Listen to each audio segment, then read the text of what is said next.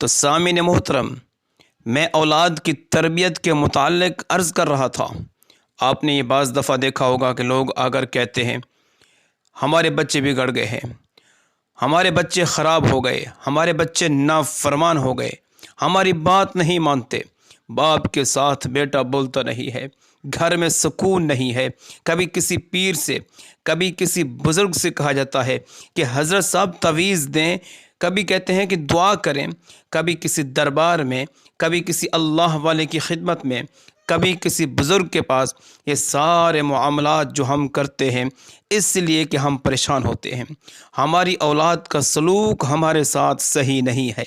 حقیقت یہ نہیں، اگر ہم حقیقت میں غور کریں تو یقیناً اپنے آپ کو ہم ملامت کریں گے اور سوچنے پر مجبور ہوں گے کہ ہم نے کیا اپنی اولاد سے صحیح سلوک کیا ہے، کہ ان سے اچھے سلوک کی توقع رکھیں۔ کہا جاتا ہے کہ جیسا کرو گے ویسا بھرو گے۔ جیسا تم نے اپنی اولاد سے سلوک کیا ہے، اپنی اولاد سے بھی اسی کی توقع رکھو۔ کہ ہم نے اپنی اولاد کو ایمان سکھایا ہے، دین سکھایا ہے، اخلاق سکھائے ہیں، نیکی کے کام سکھائے ہیں، بڑوں کے آداب سکھائے ہیں، بچوں پہ شفقت کے طریقے سکھائے ہیں، اللہ کے نبی کی محبت ان کو سکھائی ہے، قرآن مجید کی تلاوت ان کو سکھائی ہے،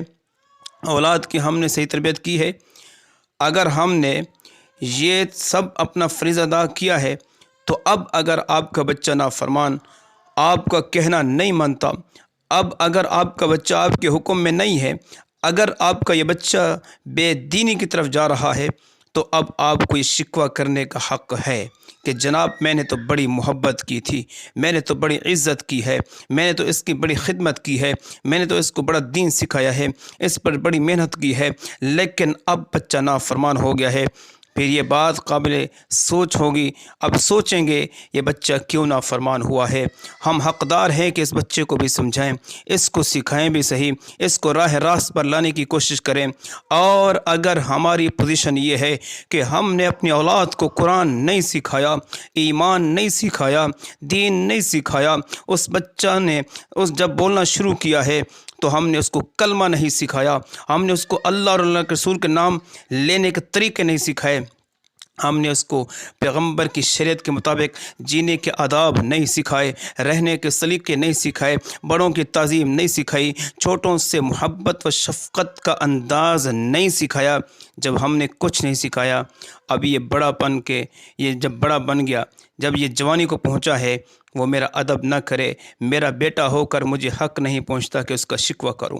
شکوہ اولاد کو کرنے کا حق ہے کہ میرے باپ نے ہمارا حق ادا نہیں کیا، ہم سے کیا توقع رکھتے ہیں۔ اللہ کے نبی نے جہاں بتایا ہے کہ ماں کے قدموں کے نیچے جنت ہے، جہاں یہ بتایا ہے کہ والدین تمہارے لیے جنت بھی ہیں اور جہنم بھی ہیں،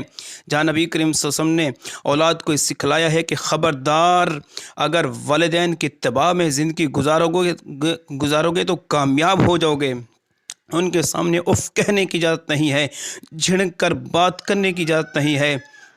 اپنے آپ کو جھکا دینے کا حکم ہے۔ جہاں قرآن نے یہ سب کچھ بتایا ہے تو وہاں اولاد کے متعلق بھی بتایا ہے کہ اولاد کی اچھی تربیت کریں۔ دین اسلام کے آنے سے پہلے جیسے معاشرے کے تمام طبقات بےہودگی کا شکار تھے، انسانیت دم توڑ چکی تھی، ماں بہن بیٹی کی کوئی عزت و تمیز نہیں تھی،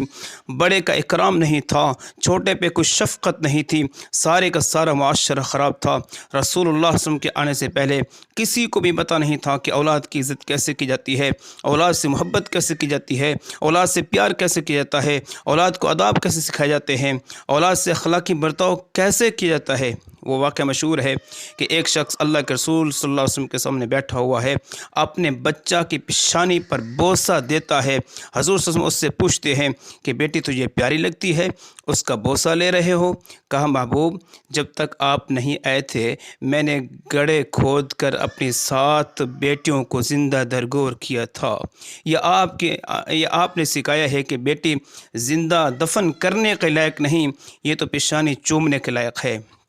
یہ محبت جو رسول اللہ صلی اللہ علیہ وسلم نے انسانوں کو اللہ کے ساتھ سکھلائی ہے، کائنات میں ایسی محبت کسی نے بھی نہیں سکھائی۔